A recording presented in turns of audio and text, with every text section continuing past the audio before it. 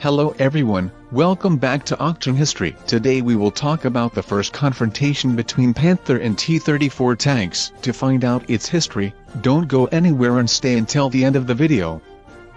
First confrontation. The Germans first engaged Panther tanks in the heavy fighting at Kursk. Aware that the enemy had a clear numerical superiority, they still relied on their own tactical and weapons advantages. In the case of armored troops, the strengths of the Germans were the heavy Tiger tanks and the medium-sized Panther. They gathered for the fight on July 4, 1943, in the evening. However, the problems had started during the road to the front, 2 vehicles being destroyed by fires in the engine space, and another 18 suffering mechanical damage. The next morning, 184 Panthers went to battle, under the command of Major Meinrad von Lauchert. In addition, 25 tanks were stuck in the mud near the village of Berezovaia Rovina due to mines and insufficient propulsion. After the first confrontations with Soviet infantry and artillery, von Lauchert had only 50 Panther tanks left to fight T-34 opponents. On the morning of July 6, the confrontation took place near Alexeyevka,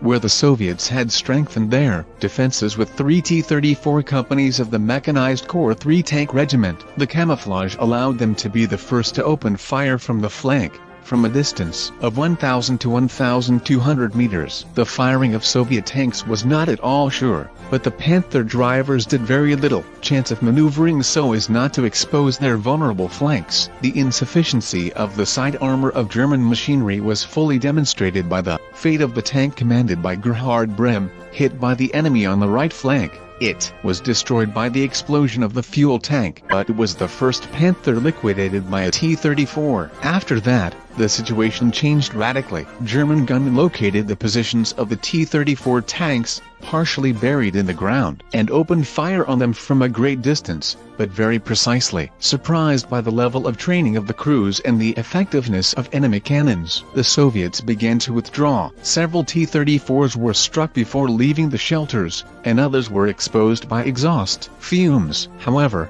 the first armored duel ended in favor of the Soviets, who lost 10 or 12 T-34s, but managed to destroy 19 German tanks.